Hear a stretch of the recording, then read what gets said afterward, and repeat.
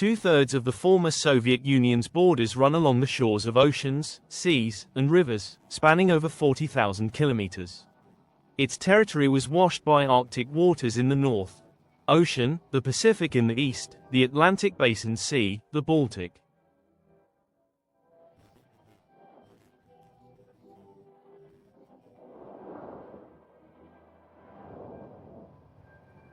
In the west, and the Black, Azov, and Caspian Seas in the south. One of the world's most powerful military fleets and one of the largest in tonnage and turnover, the potential of the former Soviet states, led by Russia, remains significant today.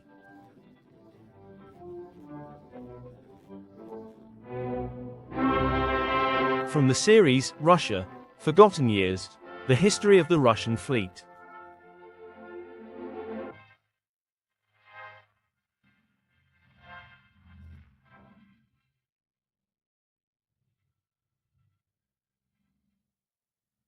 Summer of 1913, near St. Petersburg, replicas of Russia's first warships depict the victorious storming of the Azov fortress in 1696. This year marked the official birth of the Russian Navy.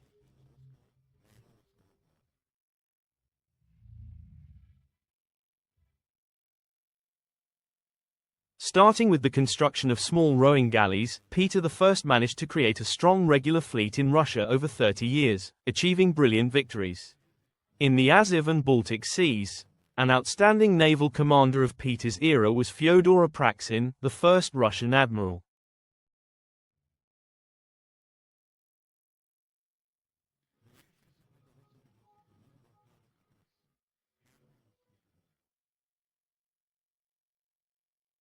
Under his command, the Russians defeated the Swedes at Ganget in 1714, securing Russia's dominance in the Baltic.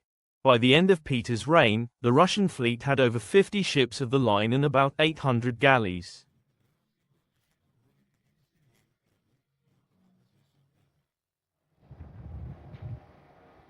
In the 18th century, naval victories over the Swedes and Turks further strengthened Russia's position in the Baltic and Black Seas. In the Battle of Chesma in 1770, the Turkish fleet suffered its most crushing defeat in 2 centuries.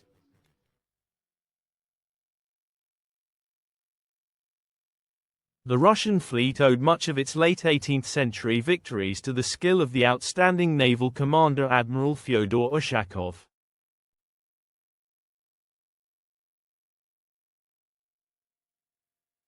In 1827, aiding Greece in its struggle for independence, the Russian flotilla, alongside the British and French, defeated the Turks in the Battle of Navarino.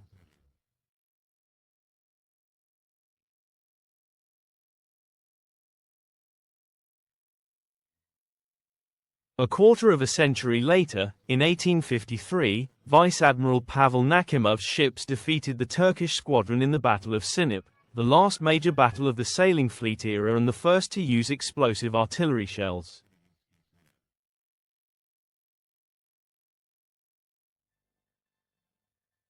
Russian sailing ships did more than just fight.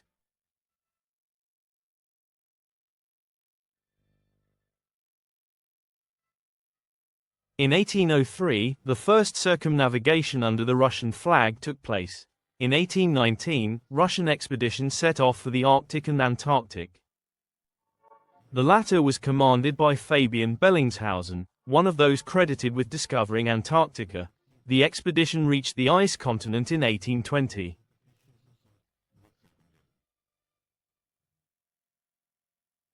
And 5 years earlier, the first steamship with a brick chimney appeared in Russia on the Baltic. In 1834, military engineer Carl Schilder, inventor of mines and torpedoes, tested the world's first all-metal submarine powered by muscle force.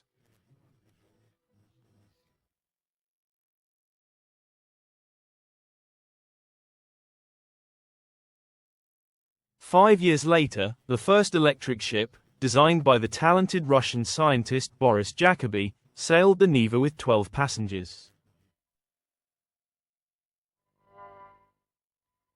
Jacobi was far ahead of his time. For many years, wind and sail would remain the main propulsion for most Russian ships. With the advent of the steam-armored fleet era, unique ships continued to appear in Russia. Among them was the Peter the Great, the world's first turret breastwork battleship designed by Admiral Andrei Popov. Laid down in 1869, it took 8 years to build and became the most powerful ship of its time. 300-kilogram shells from 4 305mm guns could penetrate 13-inch armor at a mile's distance. Russia created one of the first ships with steel armor, the gunboat, 𝒖𝒂𝒔𝒊𝒂. One of the first armored floating batteries with the intimidating name, "Do Not Touch Me."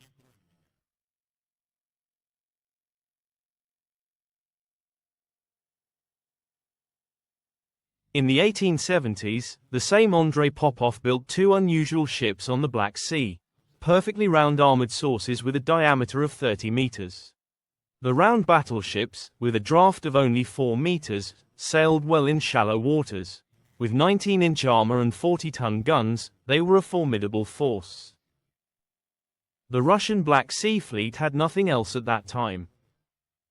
After defeats in the Crimean War of 1853–56, Russia lost the right to have a combat-ready squadron in the Black Sea. In the new War of 1877–78, Russian sailors had to counter Turkish battleships with small steamboats equipped with mines on 8-meter poles. By the end of the war, torpedoes replaced pole mines.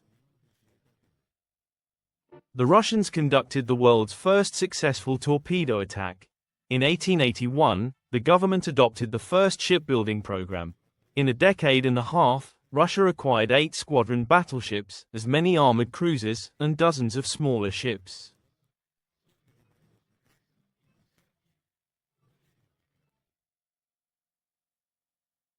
Additionally, in the early 1880s, 50 submarines were built. Their designer, 𝒂𝒔𝒊𝒂, achieved this by personally demonstrating his creation to the imperial family. 𝒂𝒊𝒂's submarines were powered by electric motors. 1897.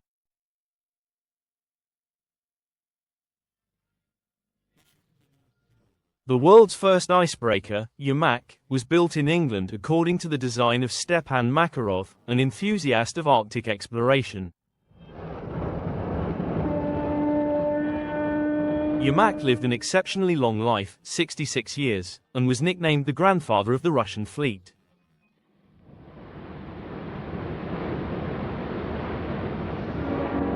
In the mid-1890s, the likelihood of war between Russia and Japan became increasingly apparent. After defeating China in 1895, the Japanese occupied the Lyradong Peninsula with the ice-free Port Arthur. Relying on diplomatic support from Germany and France, Russia forced Japan to return the territory to China, and 3 years later, it leased Port Arthur itself.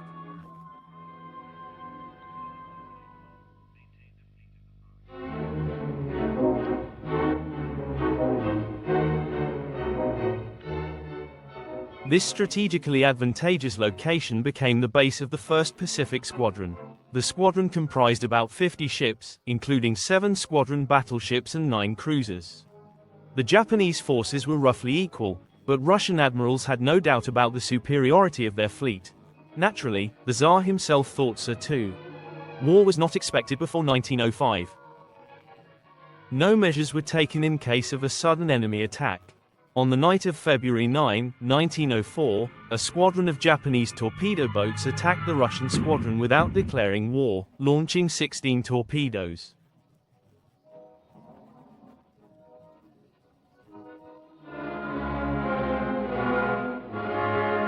Two battleships and a cruiser were damaged. The Japanese were repelled by coastal artillery. The next day, 15 Japanese ships attacked the cruiser, 𝒂𝒔𝒊𝒂, and the gunboat, 𝒂𝒊𝒂, in Chemulpo. Accepting an unequal battle, Russian sailors heroically fought for 2 hours. Then, unwilling to surrender, they blew up the 𝒂𝒊𝒂 and scuttled the 𝒂𝒂𝒂. The newly appointed fleet commander, Admiral Stepan Makarov, quickly began restoring the squadron's combat capability.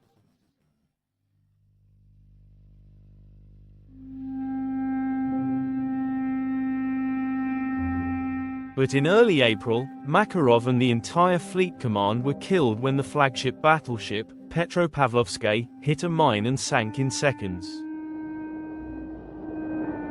4 months later, the 1st Pacific Squadron attempted to break out of Port Arthur into the open sea. In this battle, another fleet commander, Admiral Mikhail Vitijev, was killed on the bridge of the battleship 𝒀𝒂𝒓𝒔𝒊𝒂. The breakout failed. The Russian squadron ceased to exist. The Japanese besieged Port Arthur. Meanwhile, thousands of kilometers away in Kronstadt, Emperor Nicholas II personally reviewed the 2nd Pacific Squadron.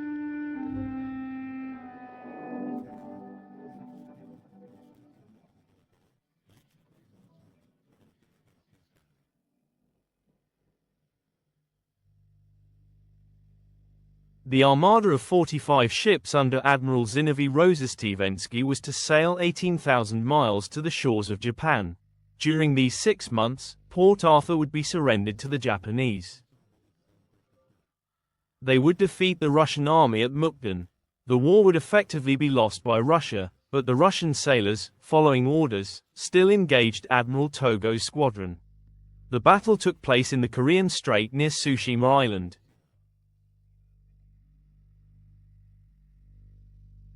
The Japanese, with enormous advantages in firepower, speed, and maneuverability, inflicted the most severe defeat in Russian naval history. Of 38 warships, 21 were lost. After such a rout, the war situation became untenable for Russia. The sides concluded the Treaty of Portsmouth, by which Russia lost half of Sakhalin and all its possessions in China. Amid the war's tragic events, a significant fact in shipbuilding history went almost unnoticed. In 1904, the first, in the world, motor ships tankers with diesel engines appeared on the Volga. In the following years, the Russian Empire made efforts to restore its lost status as a great maritime power.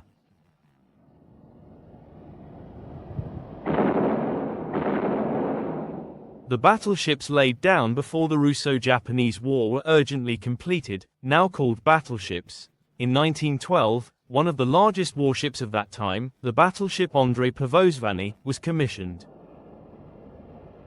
It was 140 meters long and had a displacement of 17,500 tons.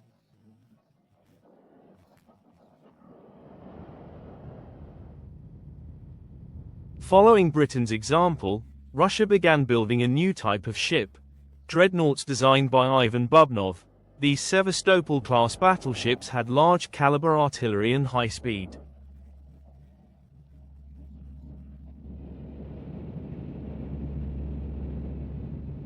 Small squadron destroyers of the Novik type were also laid down. Their turbines allowed speeds of up to 37 knots. Destroyers could lay several dozen mines and had 2 sleek torpedo tubes.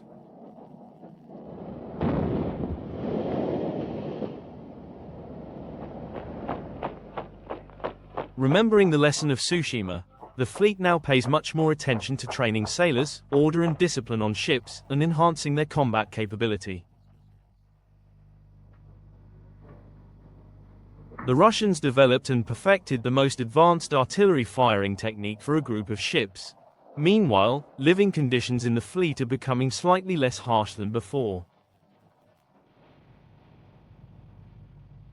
Yet Russia did not manage to restore its fleet's former power.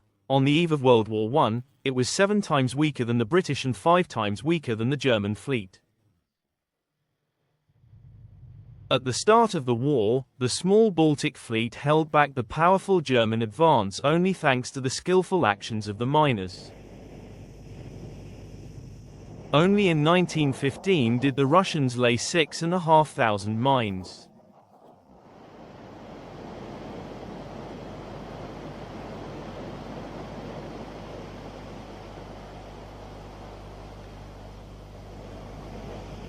The German combat fleet's losses were 3 times greater than Russia's.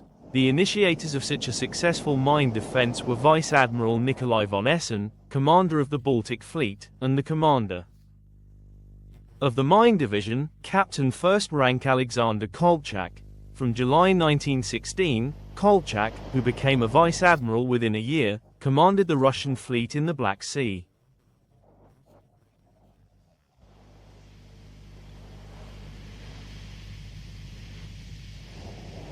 By this time, the Russian Black Sea surface fleet, considerably battered by a sudden Turkish attack at the end of 1914, had gained overwhelming superiority over the enemy.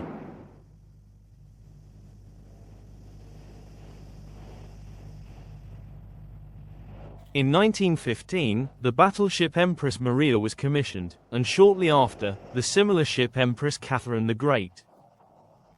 They each had 12 guns of 305 mm caliber. The Russian squadron managed to almost completely block the transport of coal by the Turks to Constantinople by sea. Having lost large transports, Turkey was forced to use small sailing ships.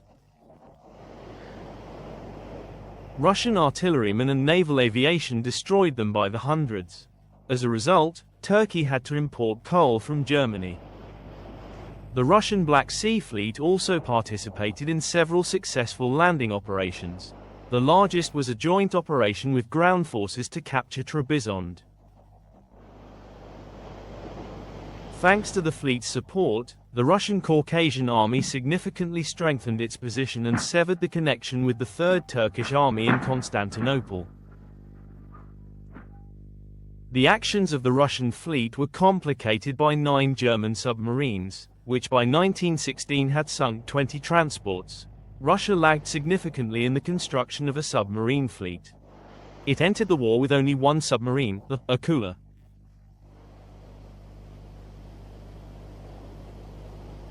Only in 1915 did the 𝒂𝒔𝒔-type boats, designed by Ivan Bubnov, begin to be commissioned. Alexander Kolchak decided to apply the experience of mine warfare gained in the Baltic. The mine layer, Krab, went to sea. The world's first submarine for laying mines, the system of Mikhail Nalyutov. It carried 60 mines on board, twice as many as the German layers built later. Having lost 4 submarines to mines, the Germans halted the deployment of the rest of their submarines. Russia practically paralyzed enemy actions in the Black Sea. The two revolutions that occurred in Russia in 1917 inevitably affected the state of the fleet. Events in the Baltic had tragic consequences. If in the previous 3 years of the World War 184 officers of the Imperial Fleet died in battles, then in the first days of the February Revolution more than 80 officers were killed by sailors in Helsingfors and Kronstadt. Among the killed was the fleet commander, Admiral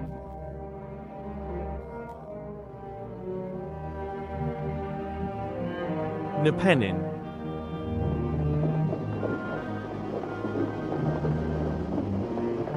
The Russian fleet suffered new heavy losses during the Civil War years.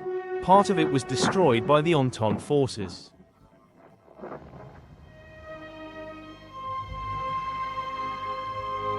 Part was scuttled in Novorossiysk by the Bolsheviks under Fyodor Raskolnikov's command to prevent it from falling into German hands. The same Raskolnikov surrendered a squadron of destroyers to the British. Some ships were taken by the Whites to Tunisia. For example, one of the best cruisers, Akakov, which by then bore the name General Kornilov. Many ships remained unfinished on the slipways. On the rivers and lakes of Russia, sailors of the former Imperial Fleet fought against officers of the same fleet.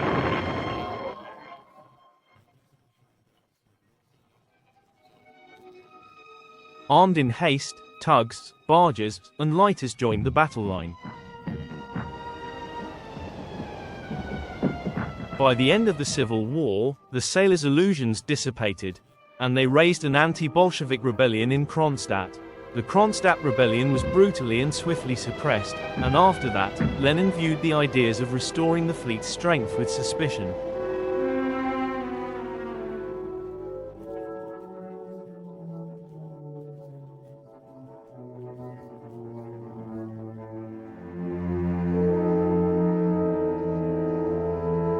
The victorious Bolsheviks emerged from the Civil War without a commercial or military fleet. the number of Russian ships was measured in just a few hundred.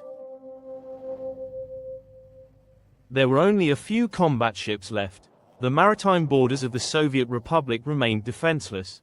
Trotsky managed to convince Lenin to change his stance. The fleet's revival began once again.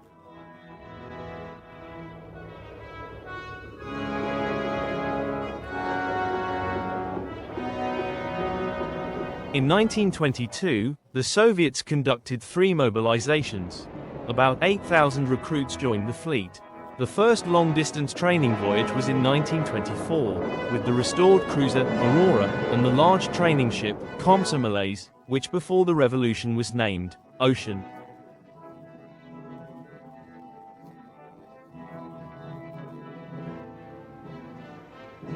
They embarked on a month-and-a-half voyage around the Scandinavian peninsula. Command positions on the ships were held by officers of the old fleet who had proven their loyalty to the new government.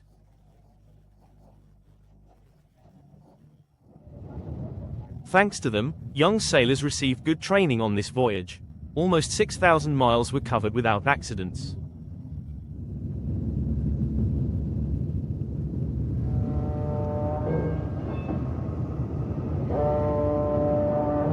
The following year, the entire Soviet squadron, led by the battleship Mara, sailed into the Baltic Sea. This was the former dreadnought Petropavlovsk with a displacement of 23,000 tons. This giant, with a crew of over 1,100, was armed with 12 guns of 305 mm caliber, 20 other guns, and 4 torpedo tubes.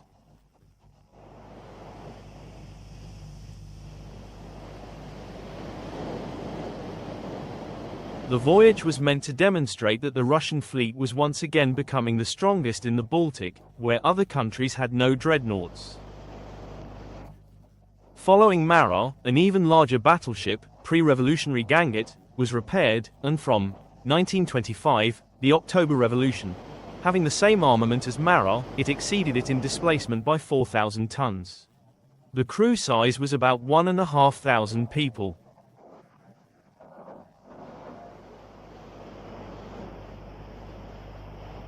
In 1926, the first Soviet shipbuilding program was adopted.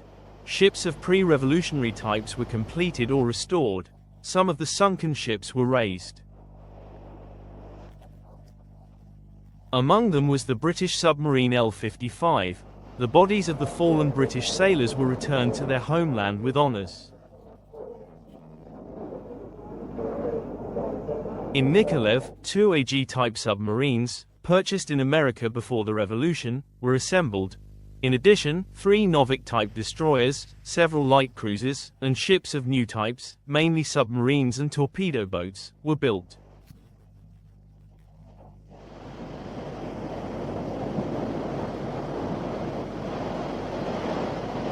The first Soviet submarine, Decembrist, was laid down at the beginning of 1927 and commissioned in 1931. Like all D-series boats, it was on par with the best foreign models, despite the dire state of the industry.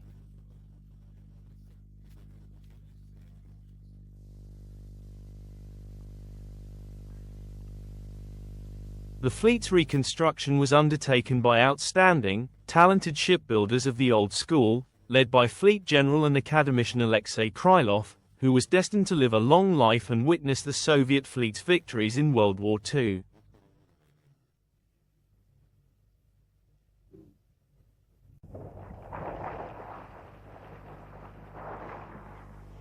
Modeled on the British torpedo boats captured in the Civil War and fought under the Red Flag in 1927, the first Soviet torpedo boat, ANT-3, named Provenets, was created. Subsequently, the pace of construction of torpedo boats and submarines continuously increased.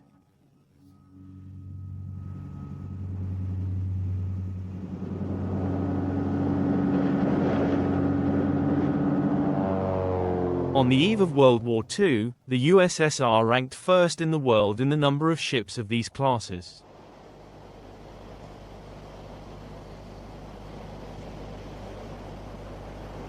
By 1928, the Baltic Fleet consisted of 4 battleships and 20 other combat ships. In the Black Sea, there were only 10 ships, mostly small ones. Therefore, it was decided to send a battleship and a cruiser from the Baltic to the Black Sea. The detachment was commanded by former Captain 2nd Rank Lev von Haller. Only thanks to his skill did the 2-month transition through the winter stormy Atlantic end successfully.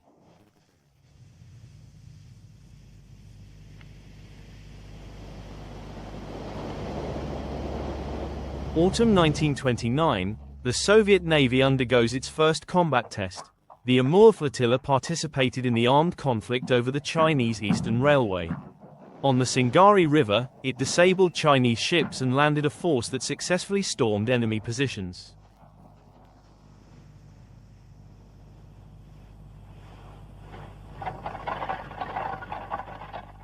As a new conflict with Japan loomed, the Soviet Union intensified the formation of the Far Eastern Fleet.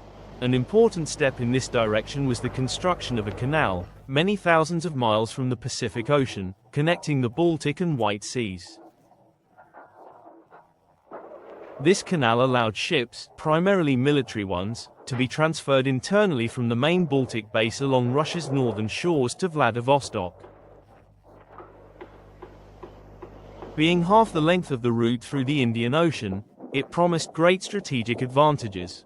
Of course, the press of those years did not mention that the canal was mainly built by political prisoners, including many repressed officers of the Tsarist fleet. The construction was given enormous importance. Stalin personally attended the canal's opening.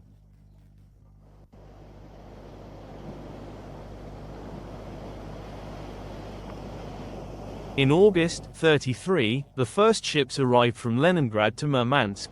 2 destroyers, a submarine, and patrol ships. Soon, a military detachment will take the northern route from Kronstadt to Vladivostok. In 1933, the second shipbuilding program was adopted, planning to build over 50 surface ships, including 5 cruisers, and 137 submarines to form the backbone of the Soviet fleet. Of course, the Soviet people knew nothing about these decisions. They closely followed the feats of Soviet polar explorers. Reports from the Arctic were in the spotlight since 1928, when the icebreaker Krasen, formerly 𝒂𝒔𝒊𝒂, set off to rescue Umberto Nobile's expedition.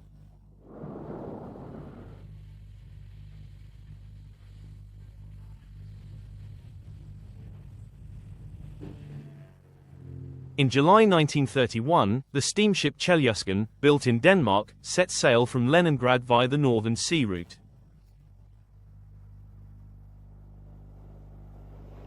In September, having almost reached the Bering Strait, 𝒀𝒔𝒊𝒂 became trapped in ice and began to drift. Despite all efforts, the crew couldn't free the ship from the icy grip, and it drifted further north.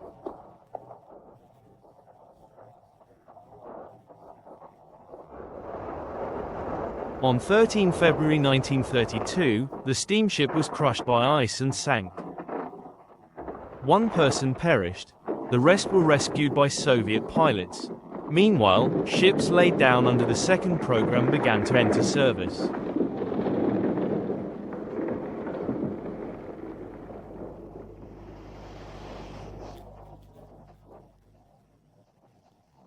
One of the most numerous types was the destroyer, Nevny.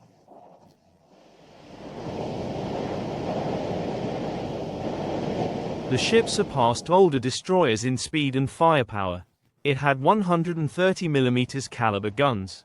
However, engineering miscalculations led to the heavy sevens sometimes breaking in high waves.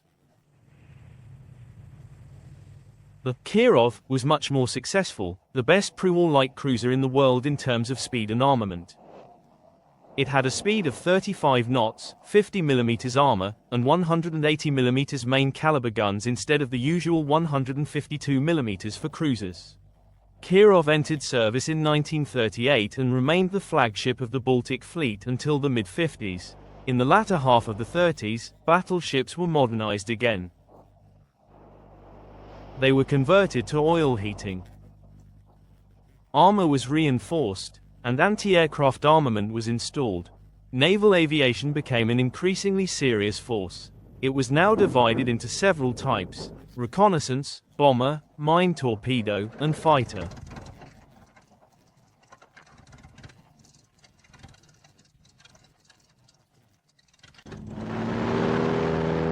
However, in the creation of aircraft carriers, the USSR lagged far behind the West.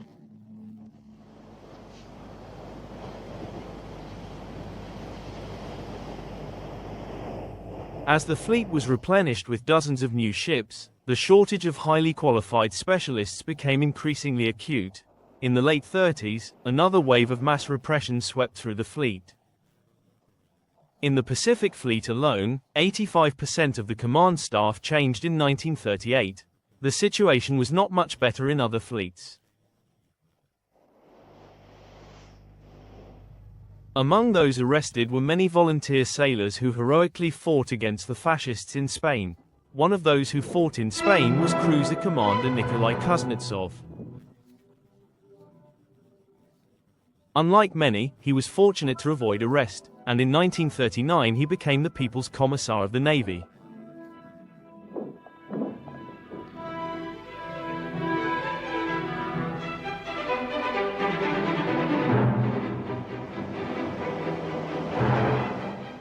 Kuznetsov introduced a system of operational readiness in the fleet. Upon declaring Readiness No. 1, the combat corps of the fleet had to be able to go to sea and open fire within an hour of the order. On 22 June 1941, at midnight, all Soviet Union fleets were declared Readiness No. 1. Within 3 hours, ships in the Black Sea were the first to engage German aircraft and opened the combat account. On the first day of the war, the Soviet fleet did not lose a single ship and suffered the least losses compared to other branches of the military at the initial stage of the battle. Subsequently, the fleet participated in many military operations, the largest of which were conducted in the Black Sea. At the end of 1941, 40,000 Soviet paratroopers on 250 ships of various classes attacked the cities of Feodosia and Kerch, occupied by the Germans. Stormy seas, the lack of special landing ships, and a shortage of weapons and enemy fire did not prevent the sailors from swiftly liberating the cities and blocking the Germans' path to the Caucasus through the Kerch Peninsula.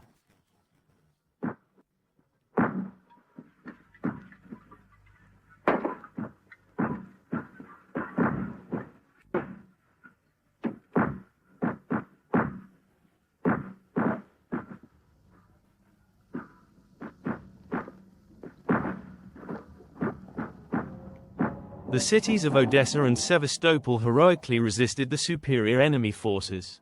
Thanks to the fleet's support, Odessa held out for 2 months, Sevastopol for 8 months.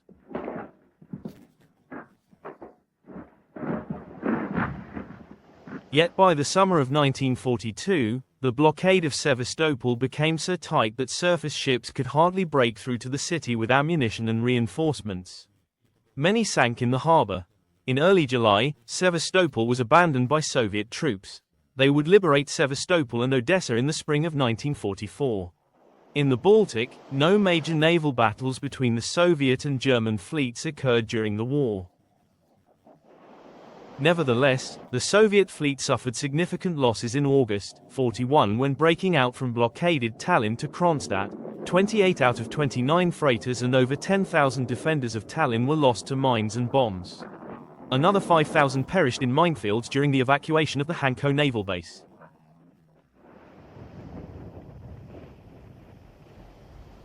The surface ships of the Baltic Fleet were trapped in the Kronstadt and Leningrad area and supported ground forces with long-range artillery until the end of the war. Only boats and submarines participated in combat operations.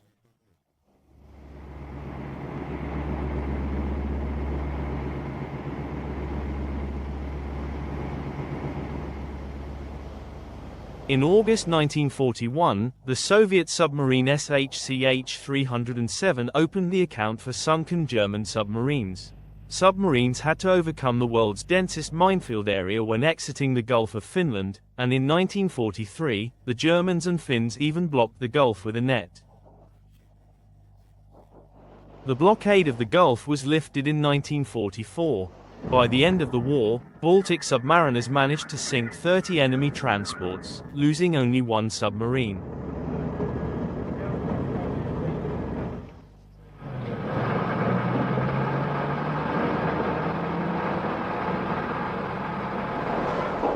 A small flotilla on Lake Ladoga played a huge role during the blockade of Leningrad. The route across Ladoga was the only lifeline connecting Leningrad with the mainland for a long time, allowing it to survive and resist. Despite continuous raids by German aviation, the ships of the Ladoga flotilla, receiving reinforcements from the besieged city's factories, managed to transport hundreds of thousands of people and millions of tons of cargo.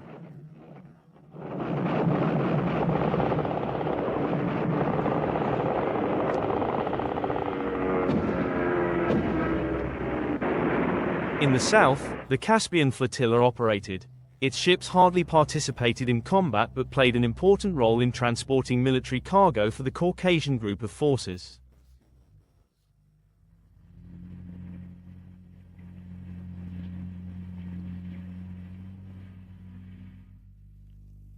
The Volga flotilla wrote a heroic page in the history of the war. The most difficult navigation for it was in 1942 when the Germans launched a strike group on Stalingrad.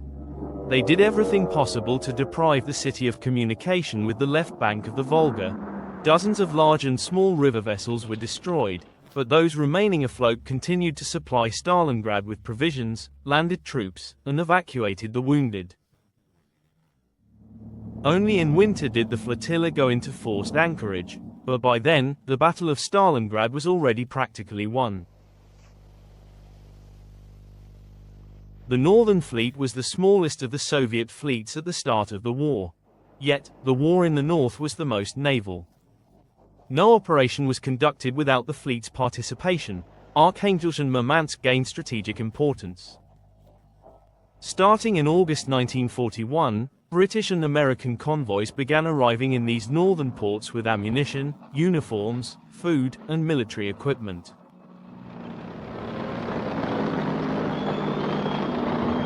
The Germans began concentrating a strike naval group in the north, led by the powerful battleship Tirpitz, reinforced by a special naval aviation unit. Fierce battles began in the Arctic waters. The Germans waged a war of annihilation, trying to sink everything that could float. Their submarines operated almost with impunity for some time.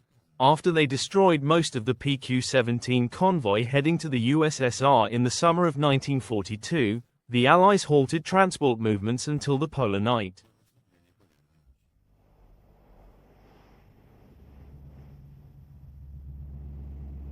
During this time, Soviet small submarines and torpedo boats were most active. Contrary to instructions, the boats went to sea in waves over 3 points and, being almost invisible, delivered effective strikes from the shortest distance. The outcome of the naval war in the Arctic was decided by the end of 1944.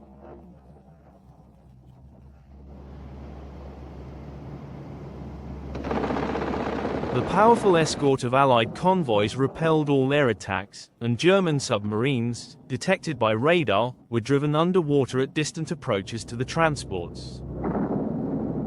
A total of 78 convoys were conducted in the northern latitudes. The Allies lost 85 transports and sank 27 German submarines.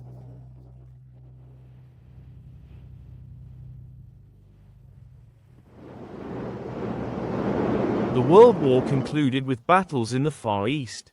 They were swift. Soviet naval landings were supported by powerful fire, including rocket launchers mounted on ships. The Japanese offered stubborn resistance, leading to heavy losses on both sides, particularly during the assault on the port of Seichen and the island of Shumshu, part of the Kuril chain. On 2 September 1945, Japan capitulated. The act of surrender was signed by representatives of the warring parties aboard the American battleship Missouri.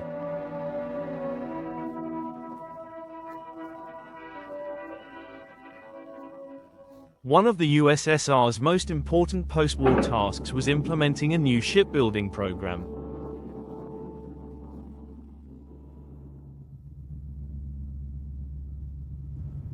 Experts proposed developing ships completely different from the previous ones and definitely building aircraft carriers, but the state leaders preferred a simpler and cheaper option: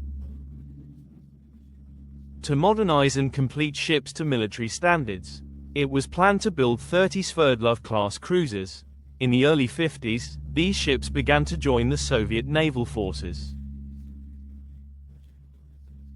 And even today, they remain the largest cruisers in the Russian fleet. In 1956, Khrushchev decided to cease the construction of large surface ships. 240 ships were scrapped, including all battleships and unfinished cruisers, at a total cost of 1.5 billion rubles.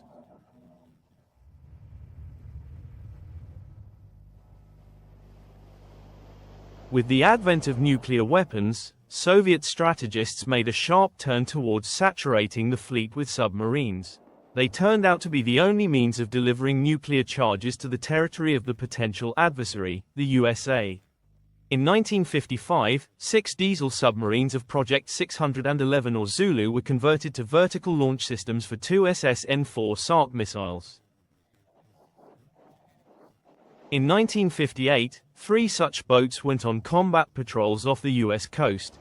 In the 1950s, diesel-electric submarines of the 𝒀𝒔𝒔𝒊𝒂 Kazakhstan class, equipped with 12 torpedoes, were also in service. They were replaced by 60 Chelyabinsk 𝒀𝒔𝒊𝒂 class boats, almost twice as large. In 1958, the first launch of a Soviet ballistic missile from underwater was conducted.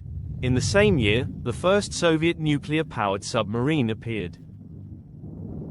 It was named K3, later Lenin 𝒀𝒔𝒊𝒂. Subsequently, 12 more such submarines were built. In the West, they were called November.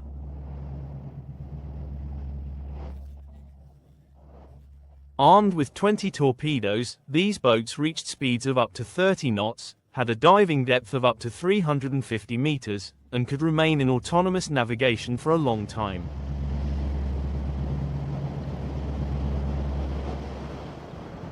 Boats of this type sailed under the Arctic ice, surfaced in September 1963 near the North Pole, and passed through the northern sea route to the Pacific Ocean.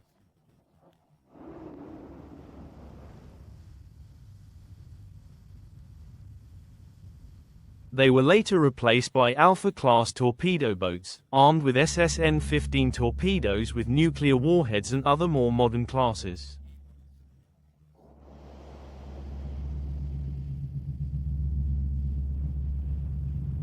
Simultaneously with reactors for nuclear submarines, similar systems were created for icebreakers. The world's first nuclear surface ship, the icebreaker Lenin, set sail from Leningrad at the end of 1959. It had a power of 44,000 horsepower, a speed of 18 knots, and could remain at sea for over a year without refueling the reactors.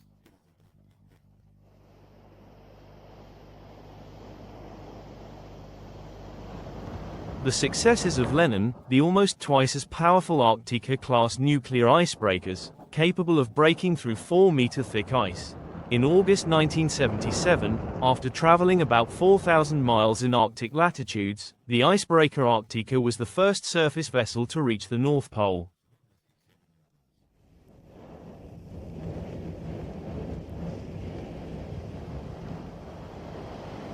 In the post-war years, the USSR built several floating bases for whaling. Soviet Ukraine was the largest whaling base in the world. Its displacement of 45,000 tons was twice that of a battleship or the 𝒖𝒔𝒔𝒊𝒂 icebreaker.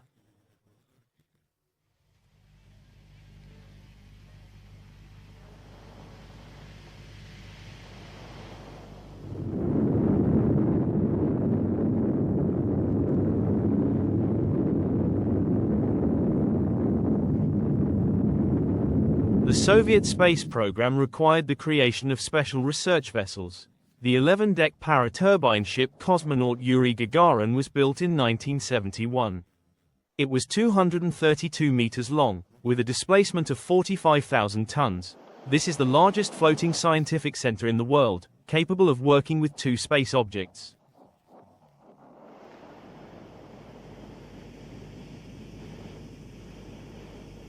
The four-masted 𝒂𝒔𝒊𝒂 is 6 times smaller than Gagarin, but it is also a kind of record holder. It is the largest sailing ship afloat today. Today, cadets from maritime schools go on training voyages on it.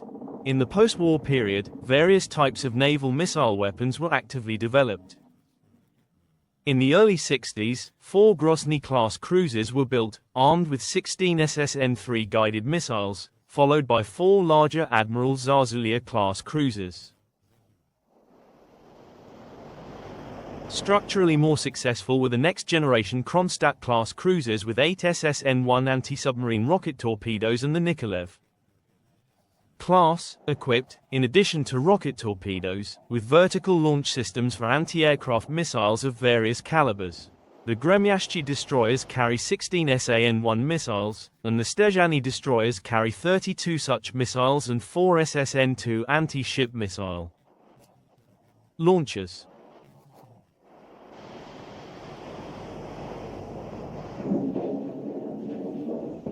These are the world's first combat ships with a gas turbine installation, nicknamed sea frigates. The deadly power of missile weapons was first demonstrated in 1967 by Soviet missile boats of Project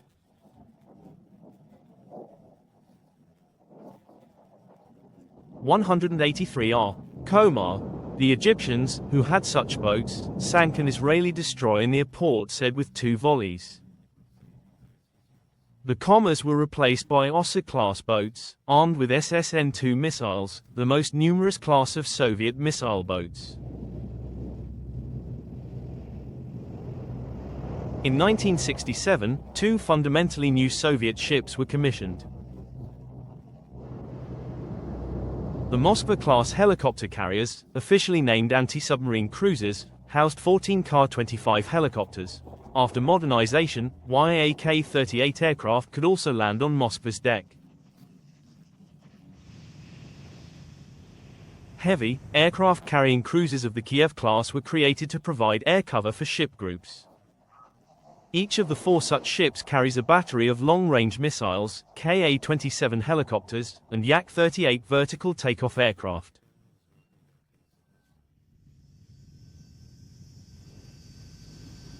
The first Soviet aircraft carrier, officially called a heavy aircraft carrying cruiser, was completed in 1990.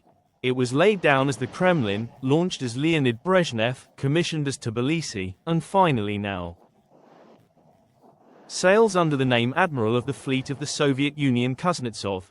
It can carry Su-27K interceptors, Su-25 attack aircraft, and MiG-29 fighters.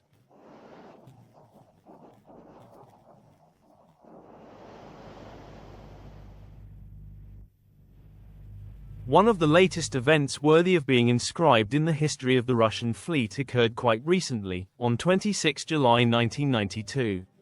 On all ships of the former Soviet fleet, the white-blue St. Andrew's flag was raised again, under which Russian ships sailed from the time of Peter I to the Civil War.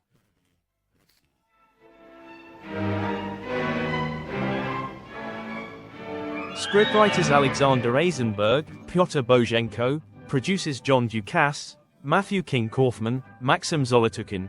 Director Alexander Eisenberg, Matthew King Kaufman. The film uses materials from the Russian State Archive of Film and Photo Documents, the Television and Radio Fund, the Central Naval Museum, and the Polytechnic Museum. Produced by Eastern Light, Krupny Plan, Castle Communications. The film was voiced by NTV.